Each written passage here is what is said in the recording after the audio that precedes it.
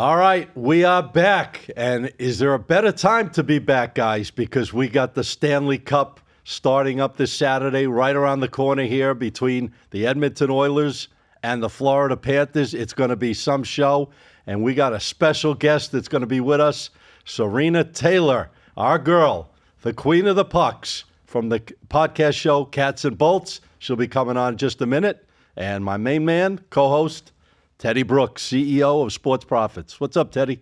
Oh, excited to be back after a week off. This is what it's all about. Get through these finals, try to make some correct predictions, and then move forward into baseball. And we're 15 Sundays away from football. I hate to say it, but that's what a lot of the audience is waiting for. What about this heat we're having down here in South Florida right now? 100 degrees with humidity. Man, you got to stay inside. It's a heat wave. The heat index is supposed to be 115 today, and I was just saying before the show started, I wish it could affect the Oilers in some way, but I think they're just going to stay inside, and they'll be just fine. I don't think our guest host is going to want to hear about that one, but I want to bring her on because this is Stanley Cup hockey. You got Stephen A. Smith on your phone. Wait a minute. Stephen A. Smith popped up on my phone. He gets enough. Let it keep going. Here, give me. He gets enough airtime as it is, that guy. All right. Well, listen.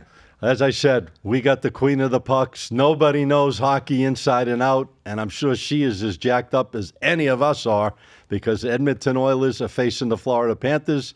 Here she is, Sarina Taylor. Welcome. Well, thanks, guys. It's always nice to be on here with you guys and chat a little hockey. Oh, this is the time of the year. Does it get any better than the Stanley Cup? What's your thoughts? Well, there's a lot of thoughts, I guess, that are going through my head. And when we did the podcast the other day for Cats and Bolts, I had Bill Lindsay on here. He, former player and the current color commentator for the radio broadcast. And Bill is just so good at explaining the game of hockey to everybody. But like I said to Bill, there's nobody that's going to be able to predict who's going to win this series. And I know that on a sports betting show, you kind of want to know what's going to happen. Don't tell Teddy that one. Yeah, but it's going to be really, really difficult to predict an outcome here right off the top. Yeah, well, listen, you got two dynamite teams. I mean, in my opinion, Florida Panthers, they are a real team from top to bottom. I mean, top goaltending, just top defense, 4 great lines. Playing against Edmonton, who's, they started out the season so slow, but they picked it up. They went on that stretch. I think they won like 16 games in a row, and here they are in the Stanley Cup Finals. What do you think about the way this matchup is, Ted, between the Panthers and the Oilers? Well, last time we had Sarina on the show. Did you guys agree, by the way, on Edmonton? Well, she's a big Edmonton fan, so I'm sure she was rooting for it. But we, the question was posed, who's going to go to the finals? And Sarina, as very politically stated, it's just too hard to tell right now. But I did predict, and I'm not trying to fluff feathers here, but that's our job, is to make predictions. We're going to be right, we're going to be wrong. I was wrong about the finals. I didn't see Denver not going for the NBA. But here in NHL, it was like the beginning of May. It was right after the Panthers finished off the Lightning. I said I think it was going to be the Panthers and the Oilers. They showed the most consistency to me throughout the year, besides that early stretch that you talked about. And, one thing that stood out to me was they were number 1 and number 2 in shots on goal all year long. And to me, hockey's not my number 1 sport. Sarina knows probably 30 to 40 times more about hockey than I do. But that really stood out to me as something that's important, right? Or the shots on goal, the shot attempts. And then you look at like the Panthers series against the Rangers, where even in the games that the Rangers won, it was pretty much, in my opinion, because of Igor, because the games were lopsided big time. Oh, yeah, the goaltender was phenomenal. Like the Sunday game that went to overtime, where it was I think it was the only game that went over. It was like 5-4 or 4-3. It was a high-scoring game. The Panthers had 60 more shot attempts. They had over 100 shots on goal. Can you imagine that? No, 100 shot a game like over 100 shot attempts. Not on goal. Right. So that's what it was all about. That's what brought them to this point. But I agree with Sarina. It's going to be a hard. I mean, I already predicted the Panthers early in the season to win it all. So now, as a sports bettor, what I would do is I had a plus 650 bet on the Panthers to win it all. So now what you could do is, let's say you bet 100 to win 650. Now you can come in and you could bet 200 on the Oilers to win this series. It's called hedging. Hedging. This is a big hedging moment. If you followed that play, Panthers plus 650, now you're guaranteed to make some kind of money if you put a little bet on the Oilers. Well, I want to ask Sarina her thoughts. I want to break it down. Goaltending. All right, we got Schinner against. I always say it wrong. Bobrovsky. You can't say it. It's Can't say it. Bobrovsky. Hey, you got it. What's your thoughts on the edge there for goaltending? Well, I think that the one weakness that the Oilers have had over the years is goaltending and defense. And Stuart Skinner played really well against Dallas. It's okay. That's what I'm here for. There you go. Overall, Bobrovsky has proven himself to be an elite goaltender in this league. And it's apples and oranges as far as, Bobrovsky's been around longer, so he's proven himself to be a lot better. The difference is, you guys were talking about attempts and whatever. We were talking about this as Canadians. We don't talk about that in Canada. That's not a stat in Canada. Really? When you watch Hockey Night in Canada, they're not talking about one team out-attempted the other. They had this many shot attempts. We don't talk about that stuff. The only real stat that we talk about that doesn't have an impact on the final score is shots, because shots are recorded, right? But we don't talk about stuff like that. But I think it's a positive stat. So talking about what was going on in that Rangers series, it was a positive stat for the Panthers to outshoot them, get more scoring attempts, all that kind of stuff. But on the flip side of it, the Rangers were just not good. The Rangers were not the Rangers. Their top guys like Panarin and Zibanejad were doing nothing. Right, it seemed like it. Yeah, it was just a Rangers team that the Rangers were the flip side of the Oilers. They started out really hot in their first 20 games of the season. They tanked the next 20. I think they were 5-15, something like that in the next 20. And then they kind of started picking it up again and won the President's Trophy, which wasn't surprising to me. But as soon as they won their first 7 games, and as soon as Carolina won the next game, you could see it start to go down. And the Rangers got lucky winning that series, because I thought Carolina was going to come back from 3-0 and beat them the way they were playing. Carolina's puck possession in Game 6, they had the puck for, I think, 39 minutes of that game in the offensive zone. So that's a stat that it is important, just like how many shot attempts you get. But on the flip side of that, when Edmonton beat Dallas, they were outshot like 35-10 or something in that game. And even Wayne said, it doesn't matter. Dallas was throwing shots at the net from the blue line. They weren't quality scoring chances. Yep. So you can outshoot a team terribly, but if you're not getting quality scoring chances, it doesn't matter. Right. They weren't penetrating. They were shooting from further out than really moving the puck inside and trying to get much closer shots. Where Edmonton got lucky in that game was they had 2 really big, important power play goals, and they were good goals. And what led to the first goal, I'm sure you guys saw that McDavid goal, the silky one that was nice and tight. Right. No one can score like that. But what led to one of those goals, I can't remember if it was the first one or the second one.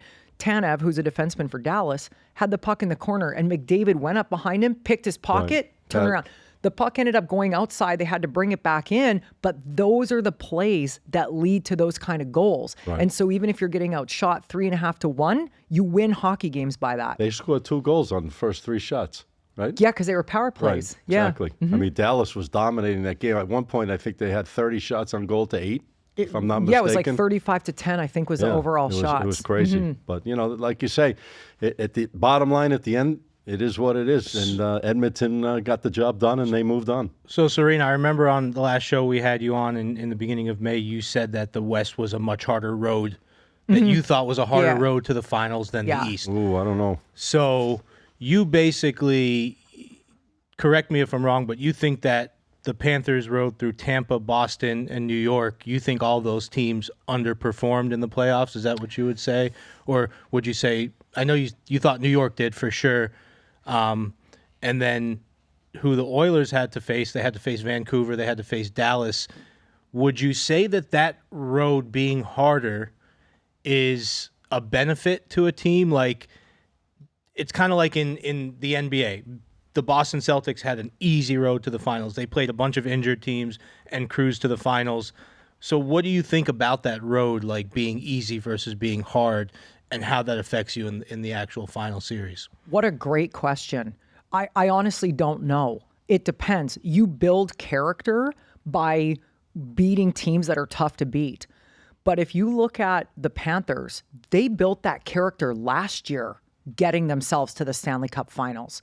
So that carried over to this year. The Panthers have a solid, complete team. Yeah, but their character is they're not going to turn around and roll over. You know, they walked all over the Rangers. Boston, I saw glimpses of Boston where Boston came out, I think it was pretty much every game in that series, and outplayed the Panthers in the first period. And then the Panthers turned it around, and Boston couldn't get the job done. So the way I worded it was like this. The Rangers were going to decide who won that series. I said that before the series. The Rangers are going to decide who wins this, because if the Rangers play their best game, they will beat the Panthers. If they don't, the Panthers are going to take advantage. You give the Panthers an inch and they will take a mile, and that's what they did. And it was the same thing for Edmonton against Vancouver. Edmonton started to kind of wheel in the last few games of that series, and when Game 7 came along, Edmonton just came out and dominated Vancouver. And Vancouver their captain's not very strong, in my opinion. They lost a lot because their captain didn't bring it up. The Rangers, Jacob Trouba is their captain. He's playing on a broken ankle, came out after, but at the end of the day... Taking notes? their captain didn't step up to the plate. Against Dallas, Jamie Benn is their captain.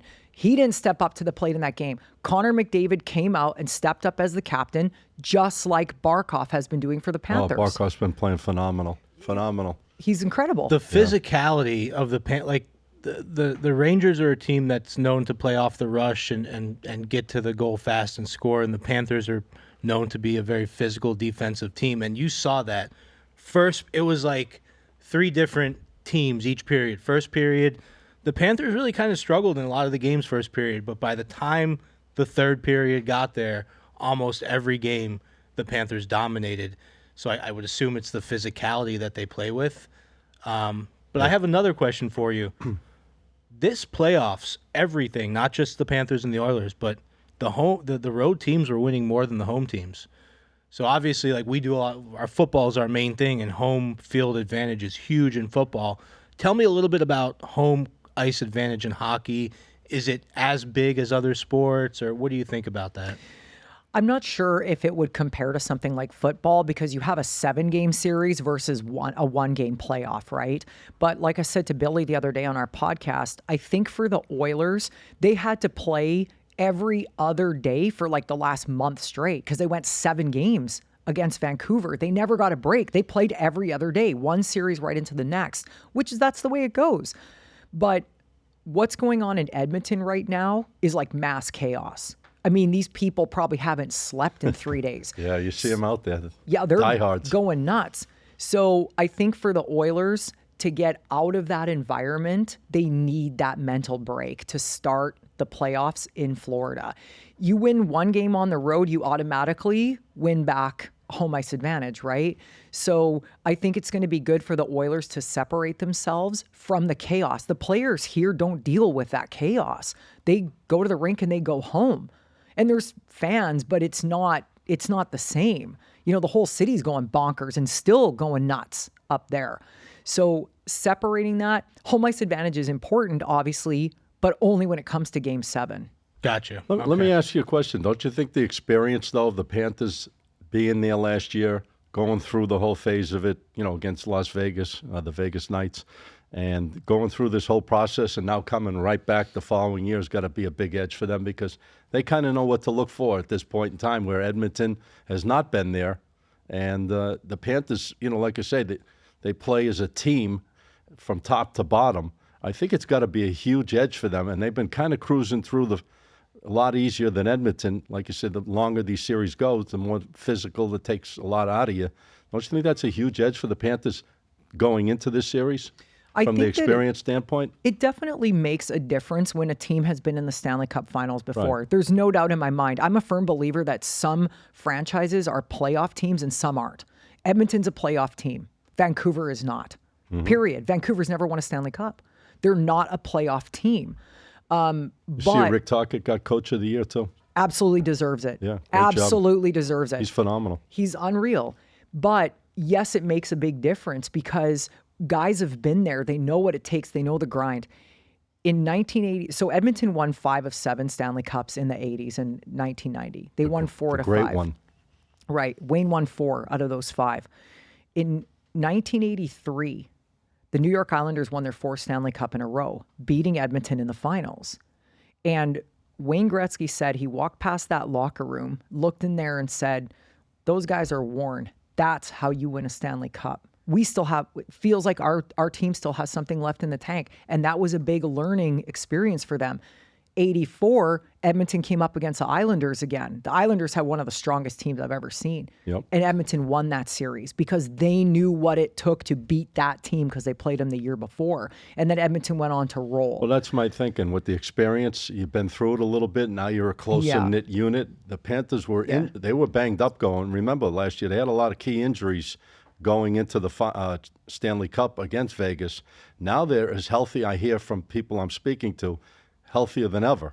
So they're coming into the best situation with experience, and now they're a healthy team against, Edmonton. You guys, it's for sure. And for two teams to essentially be pretty healthy going into the Stanley Cup Finals is almost unheard of. Right.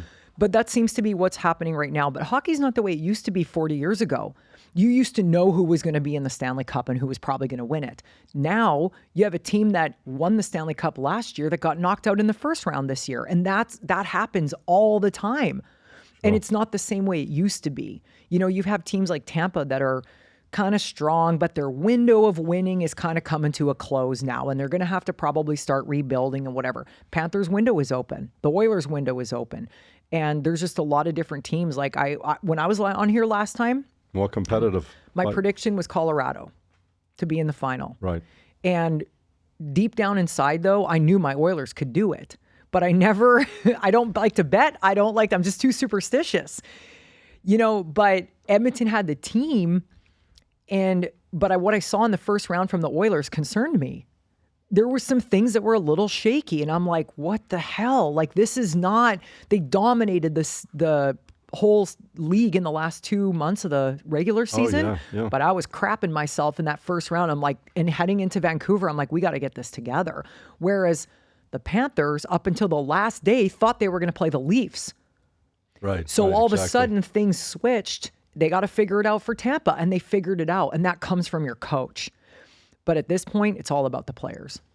Well, what do you think about that, with the Panthers, having a little bit of experience, obviously, and the same kind of group coming back this year, and they added some really good pieces on top of last year going, what's your thoughts? I think the health issues last year were a big thing for them. I do think they still would have lost last year if they were healthy. But now, because remember, before last year, they were a different team. They were a high-flying, kind of scoring, more offensive team. And then when Paul Maurice came in, he changed the way that they played hockey. And so last year was their first year playing that way. So I think now that they're more settled in, they have their identity. They know who they are, and they execute it well.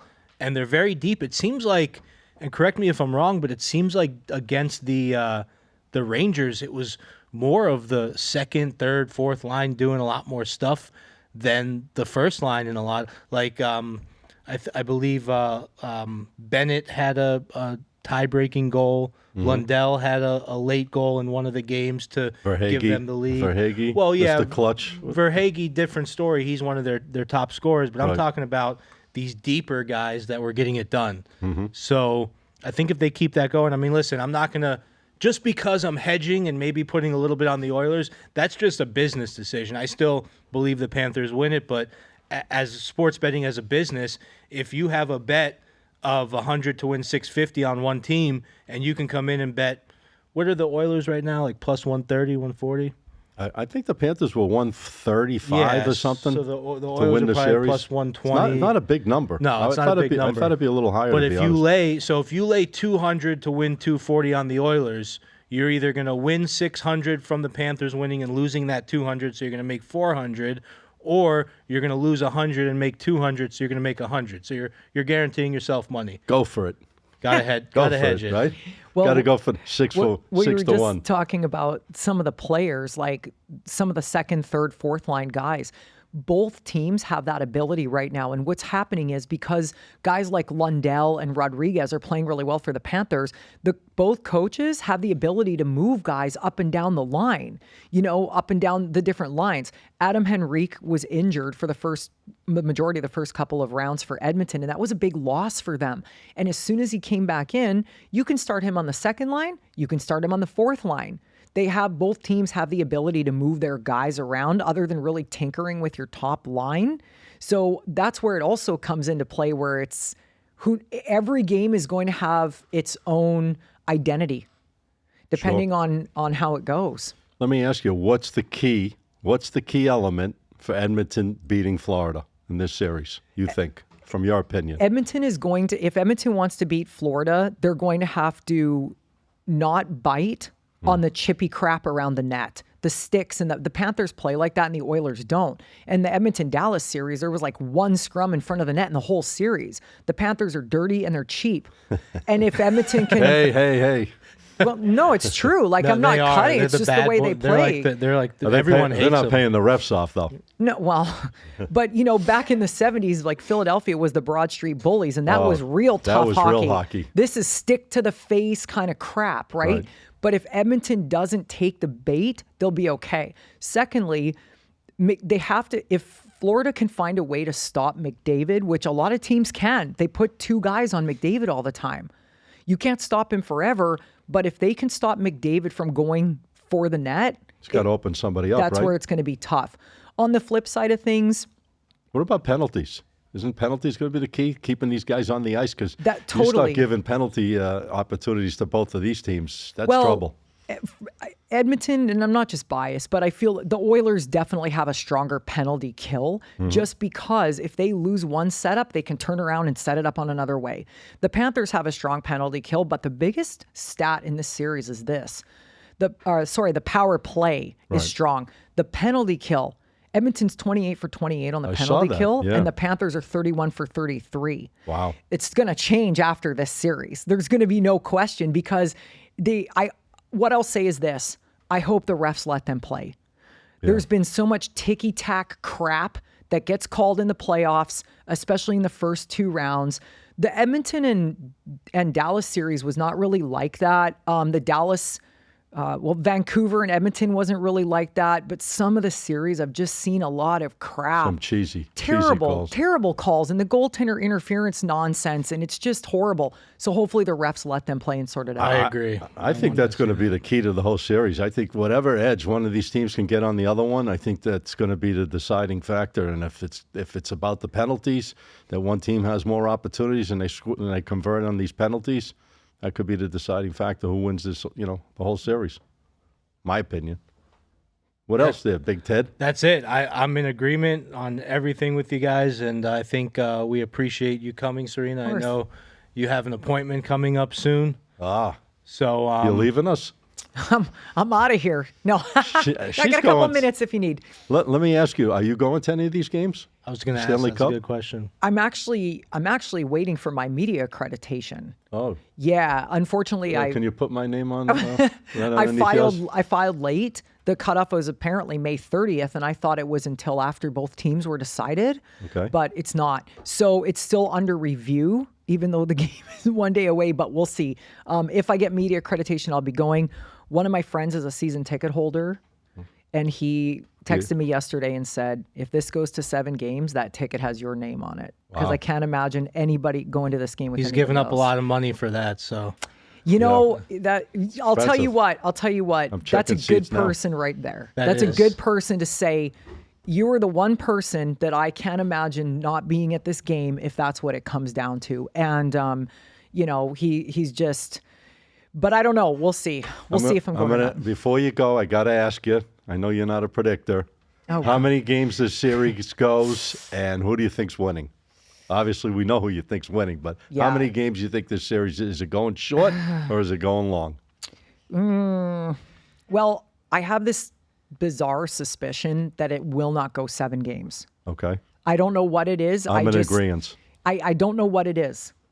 But like I said to Billy the other day, these are going to be games that it could be a sweep, it could be a 7-game series, but they're probably going to be 1-goal games. And they're probably going to be games that could have gone either way, providing the refs let them play. That's what I hope it is. But I'll never pick against my Oilers. Never. What's your thoughts before we let it go? I mean, my thoughts are the same as they've been since the playoffs. No, I meant the length of the series. You think it's going long? I think 6. But I say 6, but everyone's saying 6. I've been watching people, and everyone says 6. I think Ben's getting excited I over wondered, there. I saw Because Ben something. said Panthers in 6 also. Everyone's saying Panthers in 6. So, Hey, listen, everybody said Vancouver was going to beat Edmonton, and everybody was adamant Dallas was going to beat Edmonton. Not me. Let them. I've been on Edmonton, so You have been, I've and been I on- appreciate I've been that. on Edmonton and Florida. You have been. the whole way. You guys are in cahoots with the Edmonton. Yep. All right. Well, listen, we really appreciate you coming because we know you're real busy this time of the year with the Stanley Cup, and we look forward to seeing how it plays out. What do you do after hockey? What's Baseball. You do baseball? Oh, I love baseball. Yeah. Oh, good. Oh, absolutely. All I right. have the Major League Baseball package. I was looking All right, cool. I was looking at one of Rod's episodes. He's doing some stuff on CFL, and we've actually been thinking about having a CFL player on here. Oh yeah. we So Rod worked in the Canadian Football League as a play-by-play announcer for the Saskatchewan Roughriders for 20 years. Very cool. And yeah, so the Rod Peterson show, he talks about the CFL all the time because it's a Canadian show. People want to talk about it, but he's actually doing some baseball play-by-play, which is completely out of his element. But he's back in Canada right now. I'm the baseball fan, not him. But yeah, so any CFL stuff, just let us know. We can hook you guys up. Quick question: how big is the CFL in Canada? That's a good question because CFL fans are CFL fans. They are very adamant fans. The Saskatchewan Roughrider fans are probably the most diehard fans in the CFL. Do they really know anything about football? No, I'm going to get scorched probably for that. But it's like hockey fans here. Kind of like us. Like we don't really know anything about hockey. But. Yeah. So, but I would say like the Saskatchewan Roughriders in the entire country, for a while, the Riders were only behind the Toronto Maple Leafs for merchandise sales in the entire. Wow. Imagine That's that. big. So think about how much these Canadian hockey teams have to spend. They're losing 27 cents on the dollar every single million that they have to pay these players. So they have to sell, they have higher ticket prices, they have to sell more merchandise just to stay competitive with the American markets. Wow. So the Leafs sell a lot of merchandise. And everywhere you go up there, you'll see like who people cheer for in the NHL because they're always wearing the gear. And same with the Rough Riders. That would be the biggest one probably. Very cool. Well, we really appreciate you coming on, Sarina, with us. Guys, gals, whoever it is, check her show out, Cats and Bolts podcast show. They are great. They are knowledgeable. They do their thing. And I guess you guys are going to be doing the show now with baseball, right? Moving after hockey? For the show, I'm not sure. We might just listen. One thing at a time? Well, One thing at a time? In Canada, you can be driving around and the sports radio stations talk about hockey in July. There's always something to talk about. All right. So we'll probably continue to do the show. It's just going to depend. We might put it on pause for a little bit over the summer, but yeah, we'll see when we get there. Well, you know what? Check it out. Cats and Bolts. They're great. Thank you so much for coming on with us. We really appreciate it. Thank you, guys. I appreciate it. Thanks for having me. Thank you. All right, Teddy. I don't know how we top that every time, but we move on here. We got some baseball. We got NBA. What about the NBA? NBA Finals. I'm going to come on here and say I wanted to do the show before the finals started because I wanted to make the bold prediction that the Mavs were going to beat the Celtics. You guys always put my teams down, huh? I mean, listen, my take on it was, hey, give me the best player on the court, and that's Luka. And not last night. Not last night. And now I was watching the game, and he was limping around. And I look at that, is it like Boston's going to play against another team with their best player injured? I mean, no, we're talking about. Look at the Celtics. Porzingis, monster game last night. Hadn't played in a long time. Guy was phenomenal. Blocked shots, assists, making shots. I mean, Tatum only scored 16 points in the Celtics blow him up. Look at the team the Celtics are putting together. Brown, Tatum, Porzingis, Holiday, White. Yeah. I mean, it goes. They have a real. They team. really do. This is it's like a cheat code. They, I was gonna roll with the Mavs, but boy, oh boy, I mean, how do you argue against the Celtics here? No, you really can't. can't. No, you can't do it. I mean, there's not even anything to say at this point. They're just that good.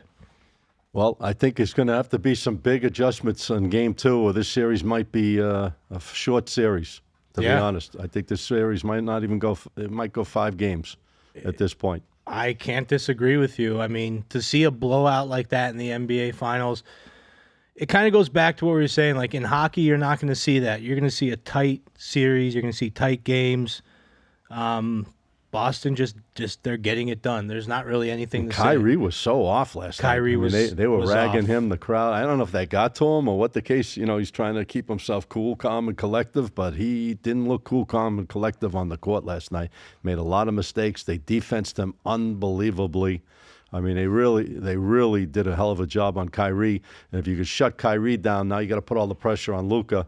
It's a 2-man band basically against a 6-man band, and the Celtics would just move the ball so excellent last night all around the court. Everybody was in double digits, so it's going to be an interesting series. I picked Boston, obviously, at the very beginning to get to the finals. I didn't really say if they would win the finals, but, I feel they are the dominating team in the NBA this year, and I think they want that 18th championship to jump ahead of the Lakers, so I think they're going to be full throttle all the way to try to get the job done. Interesting stat. That game had 7 players with more than one three-pointer. Mm-hmm. It was the first finals game ever with that stat. Really? Just shows you how the league's changing into a real three-point league. Oh yeah, I mean they were moving. It seems like Dallas obviously depending on Kyrie to penetrate or whatever, and then Luka from the outside, and then those lobs passes into their big guys. Those 2 big guys they have for Dallas, but the Celtics shut it down. I mean, they played phenomenal defense, and they were unstoppable last night. But I'm looking forward to Game 2. I think that game is on Sunday, right? They made it 3 days, was it? There's a 2-day break. I don't think they want to put the Stanley Cup and the NBA Finals on the same night, So, yeah, that game is Sunday. So Dallas will have time to regroup and try to figure it out. And we're going to need to. If they can take one in Boston, I don't think anyone's expected. Like, Boston's going to be like a 7 point favorite again in this one. Yep. I don't think anybody's expecting them to take one. But if they can take one, we're going to have a series. If they can't take one, we're going to have problems. Now, we talked about hockey. We talked about basketball coming to an end. So now we're left. The doom days of baseball. Yeah, now we're left with baseball. And I was reading an interesting stat about sports betting. So picture football season. You have sports books at 100% capacity. Everyone that's going to bet is betting. Then once football ends and you just have basketball, hockey, it goes down to 66%. And then once it's only baseball, only about 35% of the sports bettors are left standing until next football season. So we're going to call ourselves... Those are the real diehards. I was going to say, we are part of that 33%. I hope you guys watching are part of that 33% also, because it's something to be proud of, because that means you're really in it to win it. It's funny, the hottest team in the world. I mean, if you're watching the baseball, look how these Yankees, man, they are unstoppable. Crazy. Unbelievable. What a lineup they have coming at you every night. They're 45-16, I believe, right now. No, is it 45-19? They're 26 games over 500, and they won 8 in a row. They're dominating. I mean, they're getting from the first guy in the lineup to the 9th guy in the lineup. I mean, just everyone's contributing. It's pretty amazing. And their best pitcher's hurt. Is not even their there best yet. pitcher's hurt. That's possibly the craziest part of this whole thing. And they're a treat. I mean, they're an absolute treat to watch. I mean, Soto, Stanton, Judge. I mean, Judge is just having an amazing year. Yeah, and he had a bumpy start too. Yeah, now he's really come to form. What does he have, like 21 home runs already? Let me tell you something about the Yankees. If you bet the Yankees every game, even though they're juicy favorites, this is accounting for the juice. You're up 14.5 units over about 60 games. That's big time. Mm-hmm. But guess who comes in second place? Philly. The Cleveland Guardians. Philly Cleveland has a better record by a few games, but as far as because these unit bet, they're counting the juice. Right. So the Cleveland Guardians, who have been red hot, and one interesting thing, guys, that I want you to know is the Cleveland Guardians have the #1 bullpen in baseball right now. Really? Okay. I didn't know that. And I think you'd agree with me on this, Scotty. The bullpen matters now more than ever. Oh, well, I got a lot to say about these relief pitches, man. They can really screw up a game big time. Have you ever seen so many leads blown in the last inning or two? 4-run leads go down, boom. We've been doing this for a long leads, time. 3-run leads just go bye-bye. You've been doing this a lot longer than I have, and you tell me this. When you were placing your bets in the early 2000s, you can rely way more on whoever the starting pitcher is. You could look at a game and say, oh, he's starting, they're going to win. And you can't do that as much anymore. No, not at all. You know what it is though. They only allow them go so many pitches now. They're really watching these pitches because they don't want them to blow out their arms, obviously. So they control them a little, much more tighter than they did years ago. They let these guys go out and just throw. Like Randy Johnson, he just throw all the way. These bigger pitches back in the day. But nowadays they control them more. So you get, if you get 6 good innings out of a starter, you're feeling real good about yourself. And then they, bring in the middle reliever, and then they bring in the closer. But a lot of these guys, man, I'm telling you, I've never seen so many leads. If you guys out there probably agree with me, never seen so many blown save opportunities out there than I've seen this year. I don't know. Maybe it's just No, you're crazy. right. You're 100% right. It's getting ridiculous. And now what pitchers are doing is they say, if you want me to sign this contract, you have to let me decide how many pitch. So not only are the doctors and the medical staff trying to put pitch counts, but players are now putting pitch counts on themselves to extend their careers. It's all about the money. It's all about how long can I play and how much money can I make. Yeah, that's true. I mean, it's all about the money at the end of the day. And but I'll tell you, the baseball season, it's exciting right now. When when the Yankees are good, baseball's exciting because a lot of people, watch the Yankees and they bring a lot of attention to the game, them, the Dodgers. So when you see these marquee teams doing extremely well, it can only be a big help for baseball and get everyone through these slow times of the year, like you said, going into the summer months to enjoy watching the sport of baseball.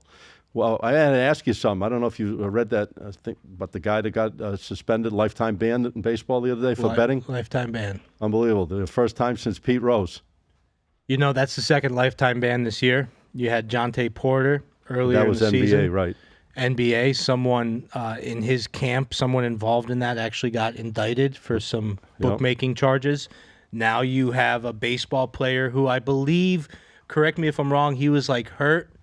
So he was on the team, but he was injured. Right. He had a torn ACL or something. Yep. Listen, sports betting is here to stay. And the leagues feel that they need to get a handle on this and they need to be strict. I saw a comment, Scotty, tell me what you think about this.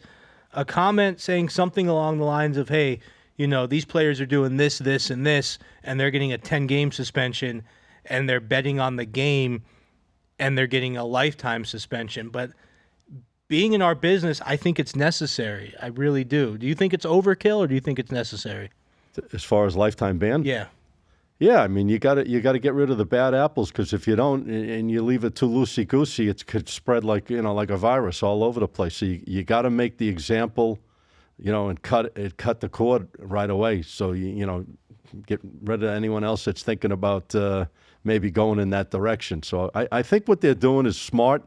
I don't know how well. Again, each individual has their own ways of thinking and doing in life, but I think what the leagues are doing. You got to set that example to try to get rid of all the other bad apples out there. I think we agree on that. I think that these teams have to nip it in the bud, as they say. It has to be stopped because the problem is there are people who are betting their hard-earned money on these games. Right. And it's got to be fair for everyone. And if you have people with inside information, true that close attachment to the teams, betting on the games, it's a problem. Now, one thing I will say is I think, and I don't know much about this rule, but I think a player should be able to bet on another sport. I agree with that. Because they don't really have any information. I mean, it's your money. You're making it. You're paying your taxes. You're doing what you want. Why can't, if it has nothing to do with the business you're in, you know what I mean? Why can't you do that? Really? Yeah, and think about it. That's the good thing about the legalization is it's going to be more trackable to stop this stuff, but it's going to be easier to do it, but it's also going to be easier to stop it. Another baseball team I wanted to talk about really quick. Sure. The Chicago White Sox. Ooh. All you have to do is just bet against the White Sox, and you go are from first with the Yankees to worst with the White Sox. They're negative 26 How many have they lost in a row? 14? I'm not sure how many in a row, but they have a record of 15-48 right now. That's crazy. And MLB team. It's insane. On the road, they're 5-26. Crazy. 5-26. Now you want to? We're bouncing a little bit, but that's okay. The guy that got lifetime suspension. Yep. You know what his percentage was on his games? I heard it was terrible. It was 5%. Yeah. I mean, it's crazy. These guys, that are doing this, and they don't even make any money at it at the end of the day. So I don't get it. I just don't get it. They put their careers in jeopardy. Opportunities to be in something this prestigious, to have that opportunity. Think about how many people would want to be in that guy's shoes, and then you go and screw it all up by doing dumb shit, and look what happens to you. Now you lose the business, everything, or the thing you love the most. You lose everything, right? And for guys like us, like we do this for a living. We trade places with those MLB players any day of the week. Oh man. I mean, and the thing is, it goes to show, I've said this in the past, but when people are watching sports pregame shows and it's all ex-players, and none of these shows really have true sports bettors on besides maybe the VSiN network. And it just goes to show you, like, just because someone played a sport or was involved in the league, or I think they know the least, to be honest with you. That's what I was about to say. I really do. They really don't know anything. At the end of the day, I don't think they don't have the whole ins and outs of the betting side of things and to what the things to look for. They're just going based on whatever the hell they're thinking. And I'm sure you've had clients before where they say, "Oh, well, I know what I'm doing with football because I used to play football." I hear that all the time. Right. I played college ball. Yeah, I have clients that'll say, "Hey, I need help with baseball. I played college basketball. I played college football. I was an athlete. I was a big time athlete, so I know those sports, but I never played baseball, so I need help with baseball." No, I love the customers that tell it flat out. I don't know much about it. That's why I need to speak to you. Yeah. Those are the guys that, at least I can appreciate that they really don't know it, and they really want to try to know it. So they come to guys like Teddy and myself, trying to use our expertise and the way we think and the way we do to try to give them that winning edge, because they realize at the end of the day, it's not going to happen for them. Yeah. Anything else before we go, though? Yeah. I wanted to ask you, we talked about this last time, but things have gotten crazier with Caitlin Clark. Oh, God. She is she's doing, numbers-wise, she's doing very well. Right. I think she won Rookie of the Month or something. Yeah, she's getting attacked heavy. Like, it's gotten worse since the last time we talked about it. Yeah, it now, is crazy. even a couple of the coaches on the opposing teams came out and said, that's too much. Like, this is out of control. It's just, it's a touchy subject, to be honest. I mean, I think over the course of time, there's a lot of jealousy, whether they want to admit it or they don't want to admit it, that this girl came in with such notoriety, got big money, from outside sponsorships.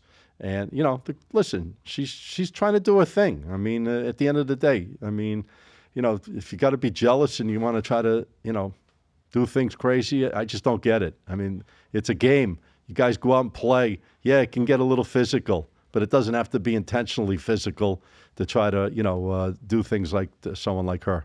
Because I think she's great for the game.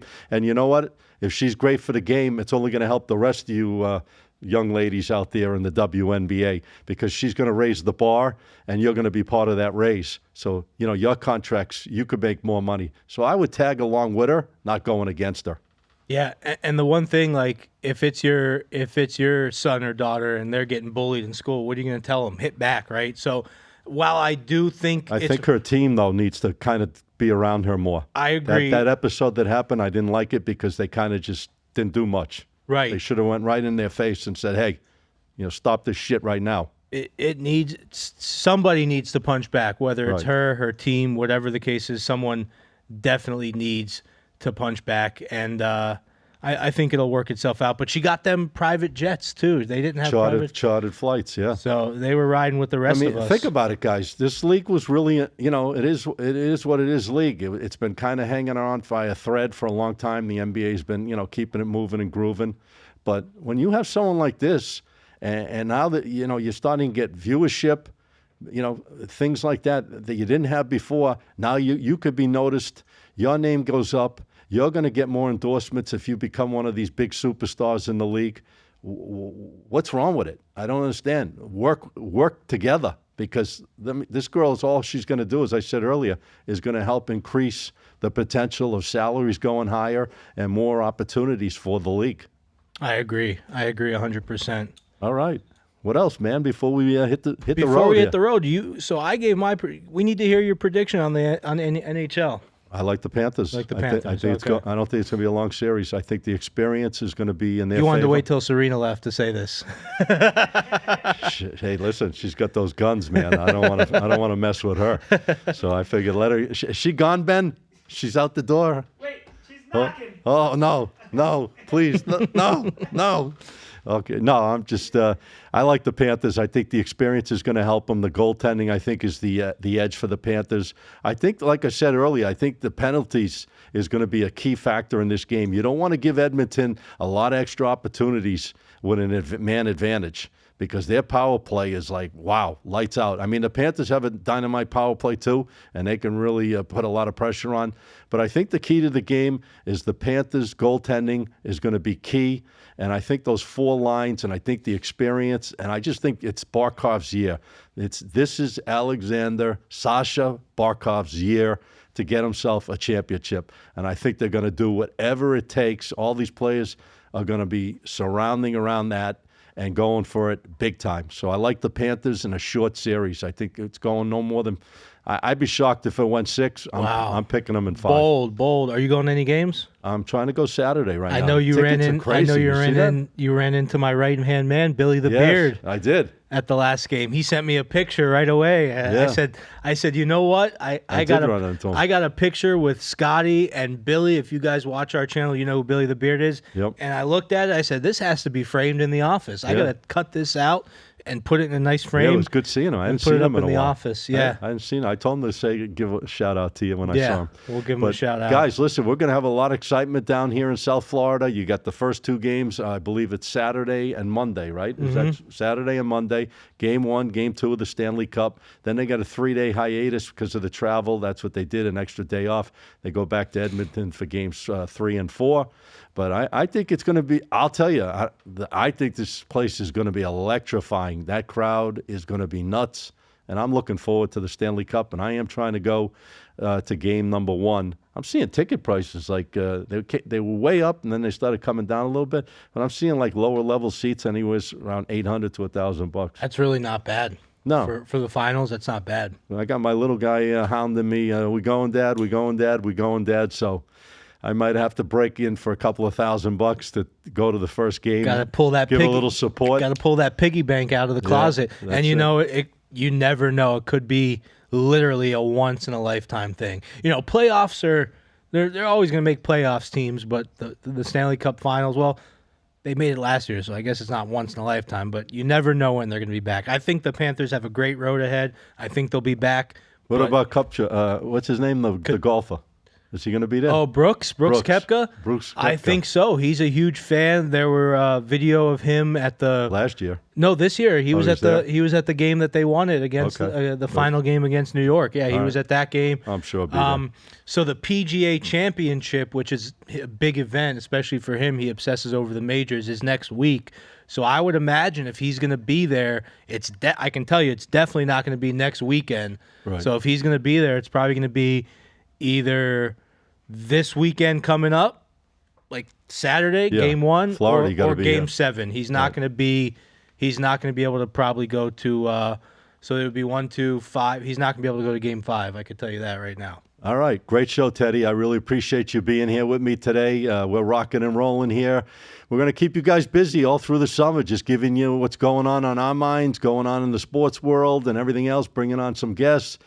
I want everyone to know where they can find you with those free plays and other services you're offering out there on social media. Definitely having a hot week this week. May was a rough month for us. We had a killer January, February, March, April. May was a little bumpy. But now that June's here, we're back. We're steamrolling. So you could go to the _profits_pick, no S on pick, at Instagram. And you could go to youtube.com/@thesportsprofits. We're about to hit 15K on YouTube. Maybe Nice. you can be the number 15,000 if you go over there and subscribe right now. They get 2 tickets to the Stanley Cup. Hey, there's no way for us to tell, but if there was a way for us to tell, I would definitely give our 15,000th person something. All right. Well, you heard it, guys. He does a hell of a job. He's been around the business a long time. They work hard over there. They look to give you that winning edge. All right. I'm Scott Matthews. I'm the host of the show. I just want to let you know you could find me on TikTok at SM Picks. That's SMPICKS. And also on Instagram, SM Sports Picks, PICKS. Check it all out, guys. We're here each and every week. Podcast shows up on all the podcast forums. You name it, we're out there. Either Spotify, Apple, YouTube. Check it all out, and we'll catch you back here next week talking a little more Stanley Cup, some baseball, and probably NBA Finals unless it's over by then. See you soon.